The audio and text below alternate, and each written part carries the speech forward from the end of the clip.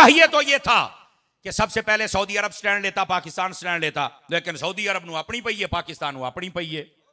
ऐसा ही है ना जी। इन हुक्मरानों को चाहिए, तुम्हारे ऊपर नजरें हैं पूरी दुनिया की और तुम पूरी दुनिया पर राज कर सकते हो, लेकिन तुम आपस दाखिली इंतशार में बहुत ज्यादा, कोई ऐ सियासी पार्टी नू जेल अंदर निकलोता है, कोई एनू तू निकलोता है, कोई एनू। वो अल्लाह दे बंदे केड़े यब नू पै गए हो, केड़ी मुसीबत नू पै गए हो, और तुहानू होया की है यार, क्या मुसीबतें हो तुम यार। खुदा का खौफ करो, इस पाकिस्तान के आपसी इख्तलाफात से निकल कर तुमने तो पूरी दुनिया के अंदर निकल कर और पूरी दुनिया की कमांडें करनी थी, और तुम आके आपस में लड़ाई झगड़ा तुमने शुरू कर दिया हुआ है। और देखो जब बंदे आपस में लड़ते हैं ना, इधर देखो मेरी तरफ, तो फिर कुफर पता कैसे फायदा उठाता है।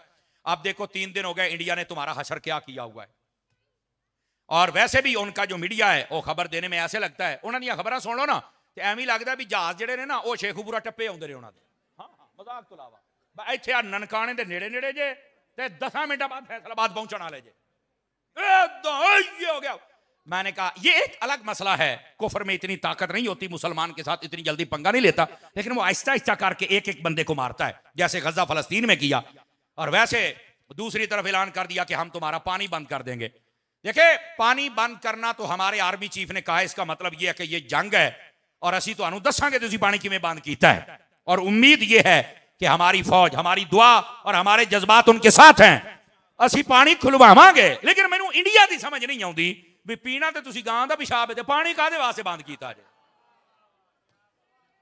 इसे तरह ना जी मम्मा को गल ते दसो ना यार, वो पीना तो तुसी फिर गां दा पेशाब है और पानी बंद कर दियो केना दा, जेना ज़मज़म पीना है। इनके साथ ऐसा रवैया ना रखो, तो समझ नहीं होनी तो होया की है।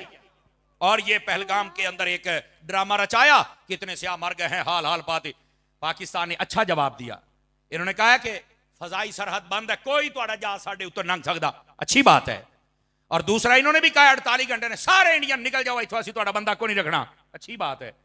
और साथ में बॉर्डर उन्होंने कहा तुसी बात ऐसी भी बंद कीता, असीं कोई चूड़ियां नहीं पाईयां।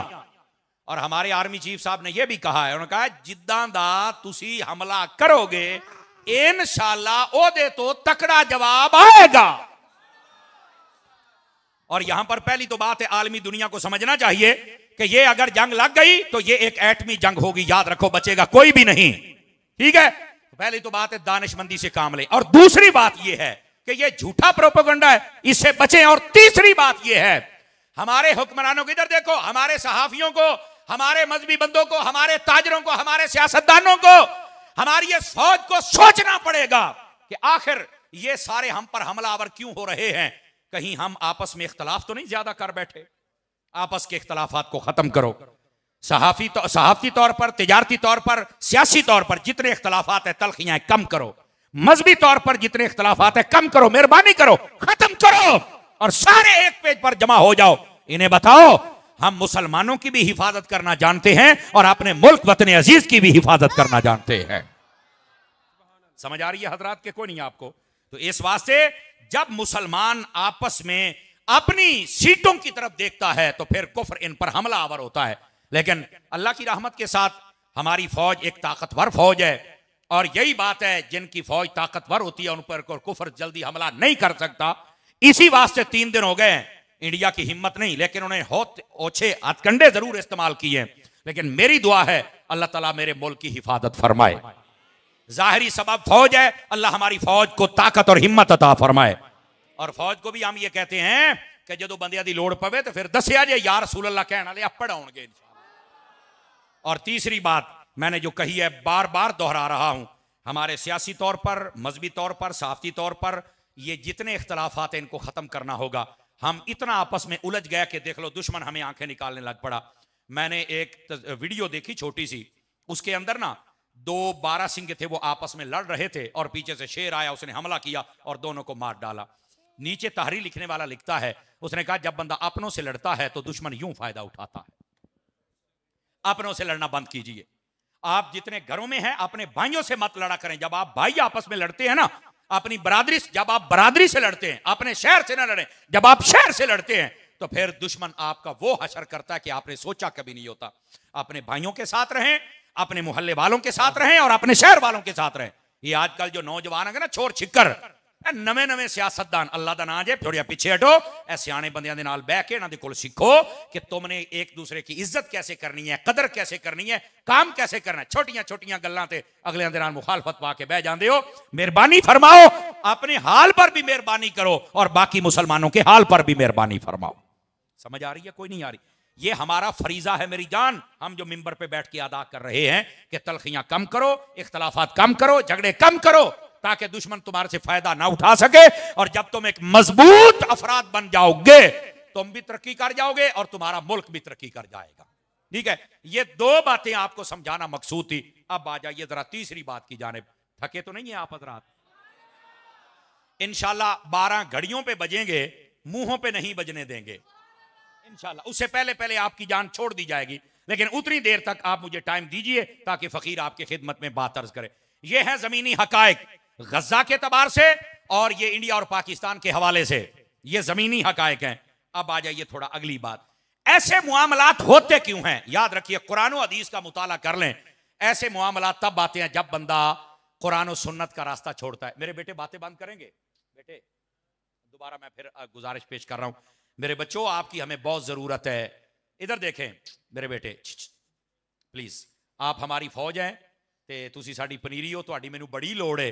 ते नबी पाक भी बड़ी बच्चियां नाल शफकत करदे सन, ते तुसी शफकत करवाओ यार, मेहरबानी करो। हैं, अल्लाह आपको खुश रखे। जरा तवज्जो मेरी तरफ रखिए। तीसरी बात यह है, ऐसे मौके तब आते हैं जब बंदा अपनी मन मर्जियां करता है और कुरान और सुन्नत का रास्ता छोड़ देता है। खुदारा हम नीचे से काम शुरू करें, होना तो चाहिए ऊपर से काम शुरू हो, लेकिन ऊपर वाले जो भंग पी के सुते ने तो चलो थले वाले आपा जाग जाने। हमें चाहिए कि हम अपने मुआमलात को अल्लाह रसूल के हुक्म के मुताबिक बजा लाएं। क्या मैं उम्मीद करूं कि ये मामला हो सकता है? अगर हम अपने ताई कोशिश करें तो हमारे बहुत सारे मुआमलात में खराबियां, खुराफात और जितने रस्मों रिवाज है खत्म हो जाएंगे। जब खत्म हो जाएंगे तो हमारे जितने ऊपर आने वाले अजाब मंडला रहे हैं अल्लाह की रहमत के साथ ये वैसे खत्म हो जाएंगे। हदीस शरीफ में है, तवज्जो मेरी तरफ रखिएगा, अल्लाह ताला अजाब को भेजता है कि जाओ फुलां शहर को नेस्तो नाबूद करके आओ। अजाब अल्लाह भेजता है, अजाब जरा गौर से सुनिएगा। वो अजाब आता है और बगैर तबाही मचाए वापस चला जाता है। तो अल्लाह रब्बुल इज्जत बावजूद इसके कि हर चीज का इल्म रखता है, मेरा रब पूछता है मैंने तो तुम्हें भेजा था कि इन सबको बर्बाद करके आओ, तो तू वैसे ही वापस आ गया, हालांकि मेरे अल्लाह को सब पता है।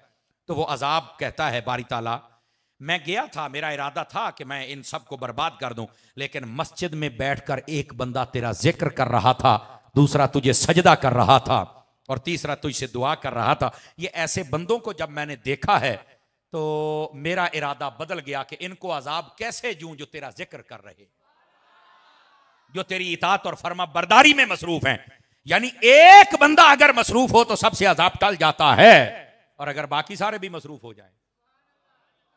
अच्छा, एक तरफ यह है, अब दूसरी तरफ सुनिएगा, हदीस शरीफ में है, फरमाया कई पहले यानी कौमें बनी इसराइल और उससे पहले जितनी कौमें आई हैं उनकी बस्तियां जब बर्बाद होने लगी ना, तवज्जो मेरी तरफ इधर देखिए, फरमाया उस वक्त क्या होता था, फरिश्ते जब अजाब देने आते ना तो कई फरिश्ते वापस चले जाते। अल्लाह फरमाता इनको बर्बाद क्यों नहीं?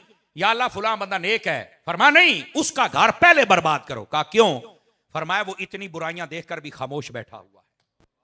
मेरे भाई, अगर अल्लाह की रहमत एक जिक्र वाले से अजाब को दूर करके तुम्हें बचा सकती है, और अगर कोई बुराइयों पर ना बोले और बुराइयों को अच्छा समझने लग जाए, चुप हो जाए और यह कहे जेड़ा जिथे लगा लगा ही रहे, उस वक्त अल्लाह का अजाब आता है और सबसे पहले नेकों को बर्बाद करता है, बाकियों की तबाही बाद में होती है। अल्लाह के बंदो, अपने अंदर यह जुर्रत पैदा करो कि अच्छाई को अच्छाई कहो, बुराई को बुराई कहो।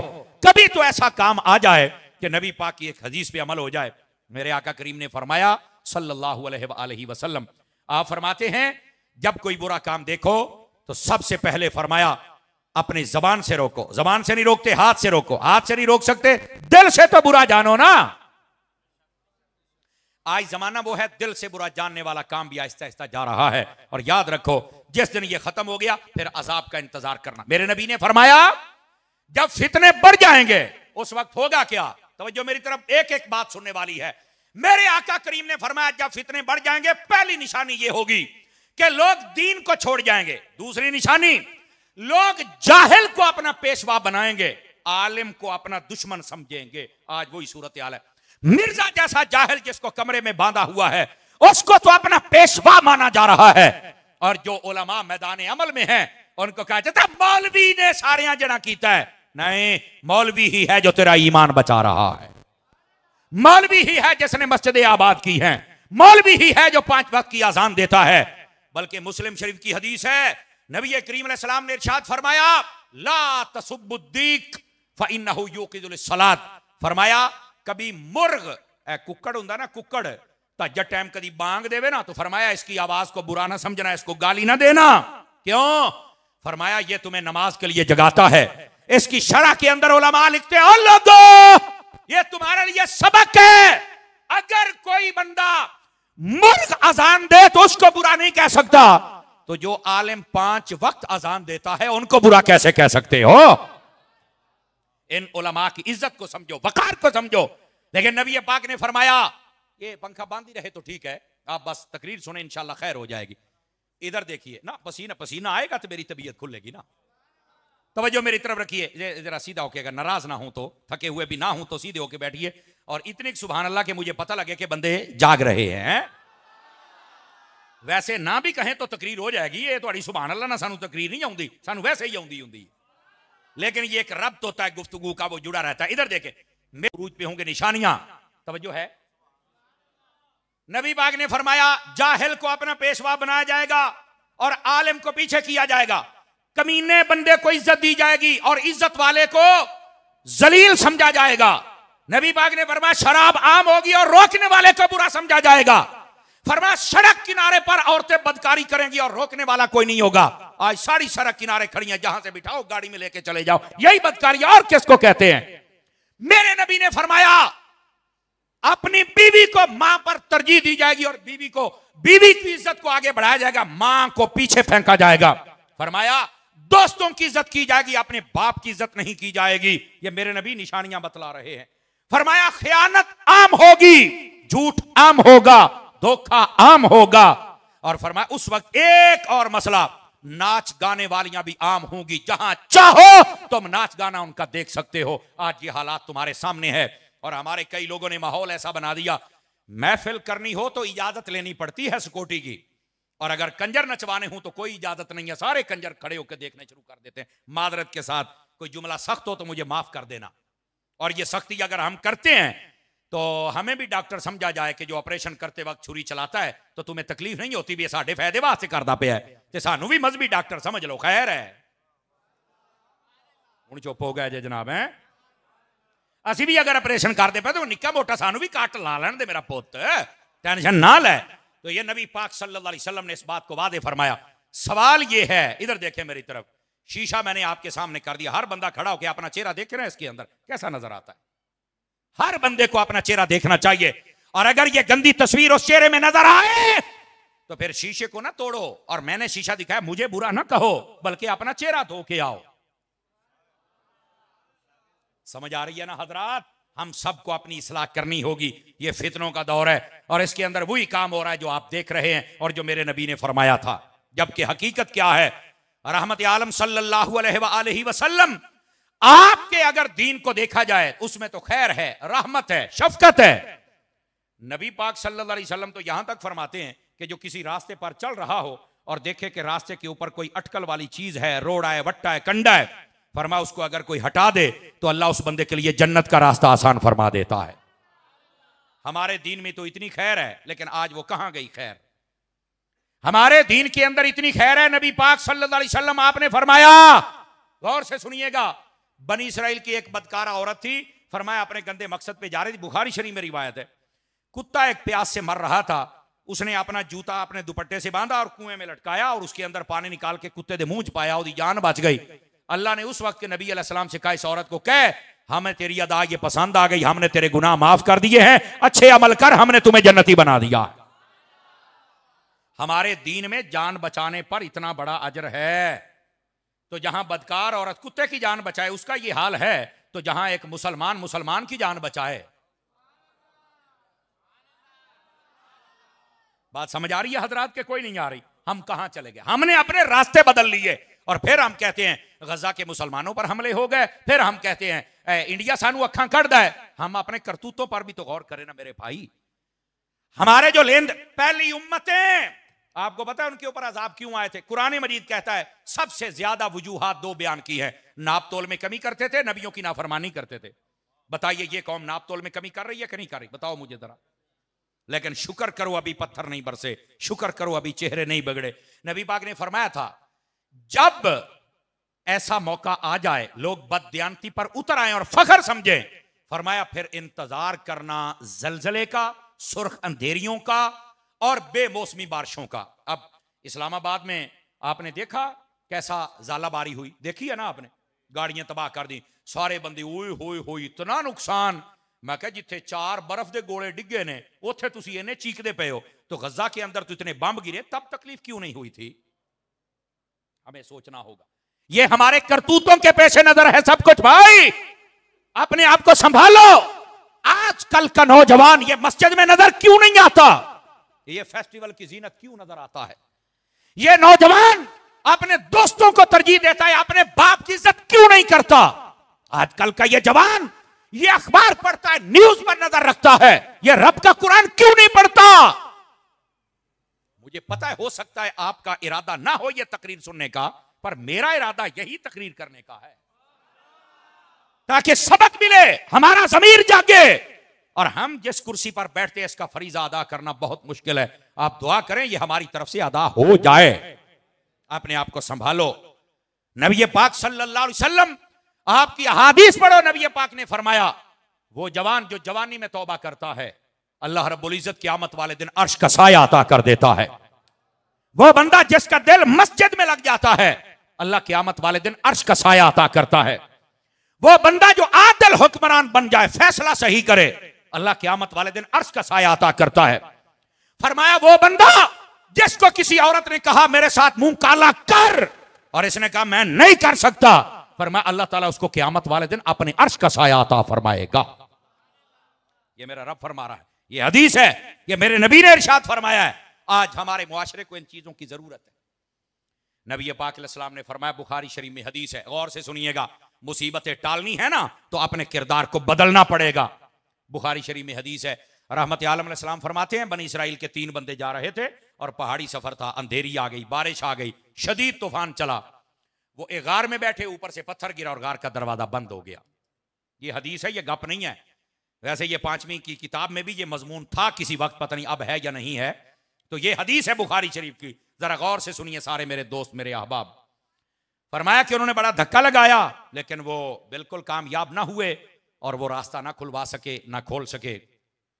अब तीनों सोच विचार में पड़ गए कि रास्ता एक ही और वो मौत है, इसके अलावा कोई रास्ता नहीं। एक के दिल में ये ख्याल आ गया कि यार आज हमें ना किसी नेकी का वसीला देना चाहिए, हो सकता है अल्लाह ये मुसीबत टाल दे। बुखारी शरीफ है, जरा गौर से सुनिए। एक ने कहा ठीक है मैं अपनी नेकी का वसीला देता हूं। उसको अपनी जिंदगी की ये नेकी याद थी, सुनिए क्या। वो कहता है बारी ताला तेरे तो इल्म पाक में है कि मेरे माँ बाप भी थे और मेरे छोटे बच्चे भी थे और मैं बकरियां चराता। जब मैं वापस आता था तो मैंने कभी अपने बच्चों को दूध पहले नहीं पिलाया था, मैं पहले अपने माँ बाप को पिलाता था। मेरे अल्लाह ये सिर्फ तेरे नबी की तालीम की वजह से तेरी रजा के लिए मैं करता था। और उसने कहा, ये बुखारी में है, बारी ताला वो रात तो मैं तो भूल सकता हूं पर तू कैसे भूले, तू तो रब है, कि जब मैं आया और मेरे माँ बाप सो गए, मेरे बच्चे बिलक रहे थे, मैंने दूध उनको नहीं पिलाया, पहले अपने माँ बाप को पेश किया, बाद में बच्चों को। बारी ताला अगर ये माँ बाप के साथ उसने सलूक तेरी रजा के लिए था और तूने कबूल किया है तो आज ये मेरी मुसीबत तो टाल। फरमाया ये कहने की देर थी, पत्थर को झटका लगा और बाहर से रोशनी की लकीर आना शुरू हो गई। उनको समझ आ गई कि नेकी कबूल हो गई, ये वसीला। दूसरे से कहा तू अपनी नेकी याद कर। मेरे सारे दोस्त गौर फरमाए, छोटे बड़े। दूसरे ने कहा बारी ताला तेरे तो मुबारक इल्म है कि मेरे पास एक मजदूर मजदूरी किया करता था और हफ्ते के उसके सिर्फ 2 किलो चावल बनते थे। कितने किलो भाईजान? 2 किलो। और बारी ताला तेरे तो मुबारक इल्म है कि एक मर्तबा मैंने जब उसको 2 किलो चावल दिए तो उसने मुझे कहा कि मेरी अमानत है तेरे पास, मुझे कोई जरूरी काम है, मैं जा रहा हूं, जब भी वापस आया मैं ले लूंगा, मेरी अमानत को संभाल के रखना, मैं बड़ा गरीब हूं। बारी ताला फिर तेरे इल्म में है ना कि वो एक अरसे तक नहीं आया, मैंने वो चावल जब खराब होने लगे तो जमीन में डाल दिए, उसकी पनीरी बन गई, फिर मैंने उसको मजीद काश्त किया तो वो पहले 2 किलो थे, फिर 2 बोरे बन गए, फिर वो बंदा नहीं आया तो मैंने उनको बेचकर एक गाय खरीद ली, फिर वो गाय ने बच्चे देने शुरू कर दिए, फिर वो बंदा नहीं आया, 2 4 10 15 20 गाय हो गई, तो फिर मैंने एक गुलाम खरीदा जो उन गायों को चराया करता था। बारी ताला इतने यानी 30-40 साल के बाद वो बंदा आया और आके कहता है, ऐ अल्लाह के बंदे मेरे 2 किलो चावल दे दे। तो बारी ताला तुझे तो पता है मैंने 2 किलो चावल नहीं दिए थे, मैंने कहा था ये गायें भी तेरी हैं, ये बुखारी शरीफ है, ये सारी गायें भी तेरी हैं, ये गुलाम भी तेरा है। और उसने रो के मुझे कहा था, यार गरीबों का लोग पहले बड़ा मजाक उड़ाते हैं, मेरा मजाक ना उड़ा यार, मैं पहले पता नहीं कितना सताया गया हूं और इतना अरसा पता नहीं कैसे, मेरे 2 किलो चावल दे दे, जो मेरा गुजारा होगा मैं कर लूंगा, पर मजाक ना उड़ा, मैं बड़ा गरीब हूं यार। लोग तो पहले गरीबों को बड़ा सताते हैं। तो मैंने मुस्कुरा के उसे सीने लगाया और उसे कहा था, ए अल्लाह के बंदे ये गाय भी तेरी है, ये गुलाम भी तेरा, ये सारा रेवड़ तेरा है। बारी ताला वो रोता भी था और खुशी से मुझे दुआएं भी देता था और जा रहा था, ए अल्लाह अगर ये नेकी तेरी रजा के लिए थी तो आज मेरी मुसीबत तो टाल। उसने जब ये वसीला दिया तो कहा कि फिर पत्थर को एक झटका लगा और मजीद रोशनी आई, लेकिन बंदा बाहर नहीं जा सकता था। फिर तीसरे बंदे को कहा तू भी नेकी याद कर, तो वो रोने लग पड़ा। उन्होंने कहा क्यों रोता है? कहता यार है राज की बात पर आज मुझे करनी पड़ेगी। और क्या बात है? वो कहने लगा मेरे बारी ताला तू तो जानता है कि मैं अपने चचा की बेटी पर फिदा हो गया था, मेरे अल्लाह हमने आपस में राब्ता शुरू किया और एक मकाम तय किया कि जहां पर हम बदकारी करें। अरे अल्लाह हम वहां पहुंचे और वहां पर करीब था कि हम ये कालक अपने मुंह पे मल लेते, लेकिन उस औरत के मुंह से निकला कि हमें रब से डरना चाहिए। बारी ताला फिर तुझे पता है ना कि मेरे जिस्म पर कपकपी तारी हो गई, ना मैंने कुछ किया ना उसने, हम तौबा करते भाग निकले। बारी ताला अगर ये नेकी तेरे डर से थी, तेरी रजा के लिए थी, तो आज ये मुसीबत तो टाल। कहा ये कहने की देर थी, पत्थर को झटका लगा और सारे रास्ते खुल गए। अजीजो अपने किरदार को बदलना पड़ेगा। और उलमा ने लिखा है जो चाहता है मेरी रुकावटें हट जाएं, उस बंदे को चाहिए कम से कम ये 3 नेकियां करे, मां बाप की इज्जत करे, हर रुकावट दूर हो जाएगी। फरमाया दूसरी गरीबों का हक न खाए, हर रुकावट दूर हो जाएगी। और तीसरी कभी बदकारी ना करे, अल्लाह सारी रुकावटें दूर फरमा देगा। फरमाया सिर्फ दुनिया नहीं कब्र के अजाब को भी दूर कर देगा, हशर की रुसवाई को भी अल्लाह दूर फरमा देगा।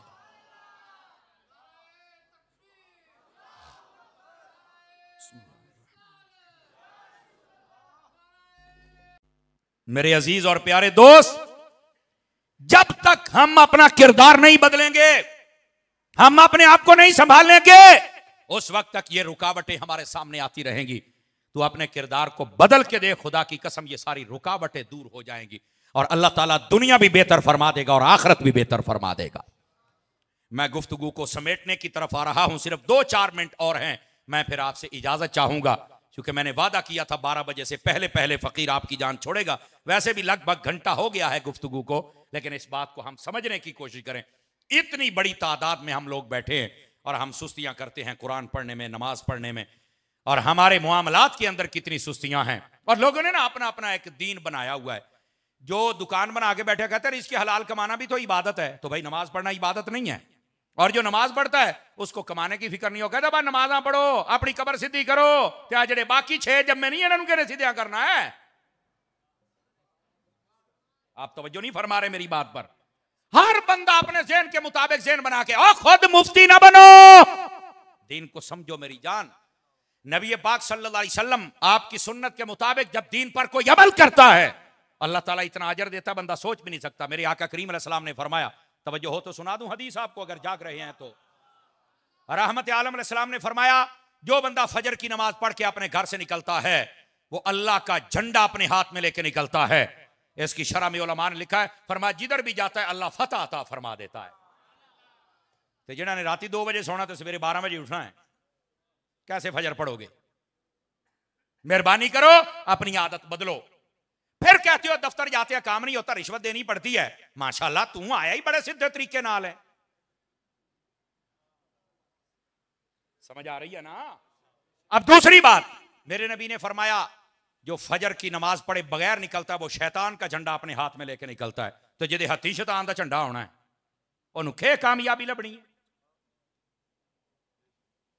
नमाज फजर, ये हदीस है।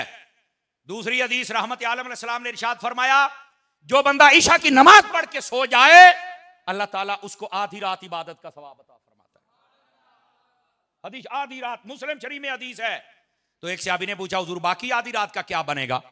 फरमाया जो बंदा उठ के फजर पढ़ ले अल्लाह ताला बाकी आधी रात भी इबादत का सवाब अता फरमाता है। मुझे बताइए सोने पर कौन इबादत का सवाब देता है? ये मेरा रब है जो अता फरमाता है। यही वास्ते हमारे उलमा फरमाते हैं अगर महफिल सारी रात की और नमाज ना पढ़ी तो फरमाया इसका सवाब उतना नहीं है जितना नमाज का सवाब है। और ये फर्ज नहीं है, नमाज फर्ज है। समझ आ रही? इसका ये मतलब नहीं आज तो बाद महफिल नहीं करी, महफिल कर, पर ये ऐलान नहीं होना चाहिए। ईशा की नमाज होती है ना तो बाद में मौलाना साहब ऐलान करते हैं हजरात ईशा की नमाज हो गई यार जल्दी जल्दी मसीते आ जाओ तो आप महफिल शुरू करिए। तो मैं क्या नमाज ही सारे चले गए ने अखे आहो, तो मैं क्या हूं बेनमाजियां ना महफिल शुरू करनी है? सवालिया निशान तो है ना।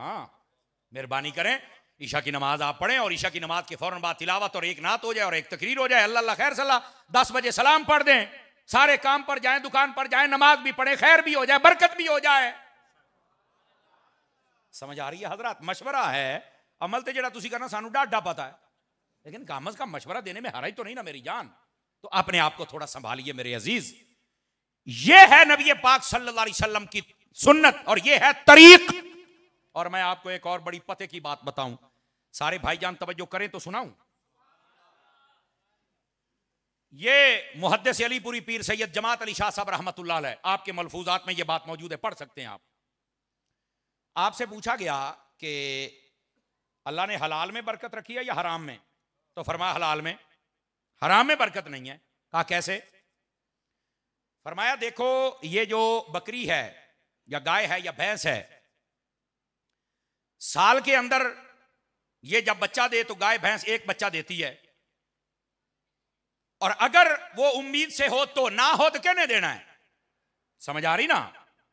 बकरी होती है तो एक बच्चा हाथ दो, हूं जिन्नी मंगाई हूं 2 वाली बकरी है ही कोई नहीं, शायद कोई हो, वरना पहले बकरियां 4-4 बच्चे भी देती थी। ये बात भी समझे आप हजरात। अच्छा, इसके बावजूद कि इनके पैदा होने की रेशो कम है, कुर्बानी पे ये हलाल होते हैं, शादी ब्याह थे, होटल थे, ऐसे ही है ना, लेकिन इसके बावजूद इनके रेवड़ नजर आते। इसके मुकाबले आप बिल्ली देख लें, कुत्ती देख लें, उसके बच्चे ज्यादा होते, 6-6, 8-8, 10-10 गलूरे, तो 6 महीने बाद उन्हें सुना है, लेकिन इसके बावजूद आपको रेवड़ नहीं नजर आते। हालांकि है ये भयानक बात, घिन वाली बात है, लेकिन समझाने के लिए कहना पड़ रही है मुझे। इनको जिबा करके कहीं पर जैसे बाकी जानवर इस्तेमाल होते हैं, इनके इस्तेमाल भी कोई नहीं करता, ना ये जिबा किए जाते हैं, ना इनके और कोई मसरफ है, पैदा भी ज्यादा होते हैं, इज्जत फिर कोई नहीं। क्यों? फरमाया बरकत हलाल में है, हराम में नहीं है। पहली बात। अब दूसरी बात सुनिएगा। एक बंदे ने सवाल किया हजूर इन्हों बरकत लभी क्यों है? यानी ये कुत्ता है या कुत्ती है, इन्हों बरकत क्यों नहीं लभी, तो बकरी ने क्यों लभी है, वजह क्या है? अब सुनिए जवाब। फरमाने लगे वजह यह है, कुत्ता जो होता है ना रात के पहले हिस्से में जागता रहता है, लेकिन जब पिछला पहरा है तहज्जुद के बाद ये सो जाता है। और जो बकरी होती है ये पहले पहर में सो जाती है, तहज्जुद के वक्त उठ जाती है। कुत्ते की बरकत इसलिए खत्म कर दी कि तहज्जुद के वक्त सो गया, चंगे वेले सो गया, सोने वेले सो गया, फरमा तेरी ऐसी बरकत ही चुक लीए। और बकरी को बरकत इसलिए मिल गई, फरमा तहज्जुद वेले उठिए। ये मैंने तुम्हारे जमीर के दरवाजे पर दस्तक दे दी है, अब कुंडा तुमने खुद खोलना है। अगर बकरी जाग जाए तहज्जुद के वक्त, हालांकि ना उन्हें मसीती होना है ना उन्हें नमाज पढ़नी है तो ना, लेकिन तहज्जुद का टाइम बाबरकत है, उसमें जागने से अल्लाह ने उसको बरकत दे दी है। अल्लाह के बंदे तू और मैं क्यों नहीं जागते हैं? हम रात के पहले पहर में जागते हैं, पिछले में क्यों सो जाते हैं? क्यों हमारी हरकत बकरी वाली नहीं है और क्यों कुत्ते वाली हरकत पे हम चले हुए हैं? जुमला सख्त है, बर्दाश्त कीजिएगा। क्या हुआ क्या है मुसलमान? मेरे भाई आज कहते हैं बरकत चली गई, और सारी रात तो ठेले ते बैठा रहना है, तहज्जुद टाइम होता तो चुप करके सौ जाना है। ना जाने फजर, ना नमाज फजर, ना तिलावत कलाम। मुझे पता है ये बात सुनने के बाद सुभान अल्लाह बहुत मुश्किल होती है, लम्हा फिक्रिया है और अच्छी बात है, आपने सुना है और मुझे उम्मीद है अमल भी करेंगे। टाइम से सोएं और तहज्जुद के वक्त टाइम से उठने की आदत। और आपको पता है ये डॉक्टर हज़रात कहते हैं सवेरे उठ के जरा सैर करया करो, कहते हैं ना जी, ये सवेरे ही सैर क्यों, रात ही क्यों नहीं? कभी सोचा है? कहते हैं जी वो टाइम ऐसा होता है कि उसके अंदर ये रक्शे, ये बसें, ये ट्रक और ये चीजें नहीं होती, डस्टलेस माहौल होता है सारा मौसम, यानी उसमें धूड़ ते कट्टा ते रक्शे ते ये वो नहीं होता। मैंने कहा ये तेरी डॉक्टरी तहकीक है, तुम्हें सूफिया की तहकीक बताऊं?